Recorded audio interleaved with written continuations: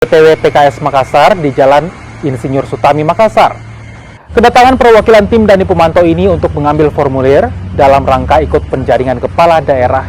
Sebelumnya, perwakilan Dani Pemantau juga sudah mengambil formulir pendaftaran di Partai Kebangkitan Bangsa, P3, PDIP, dan PAN. Total, Wali Kota Makassar itu sudah mengambil 5 formulir penjaringan kepala daerah.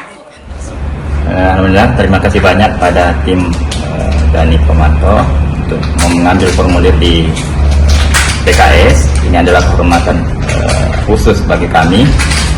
Atas kedatangannya ini kami mengucapkan banyak terima kasih. Bagaimana peluang Pak Dani, Pak, untuk mengendari PKS? Kalau kami melihat peluangnya, semua calon sebenarnya memiliki peluang. Jadi kedepannya PKS akan mengadakan survei untuk melihat peluang itu.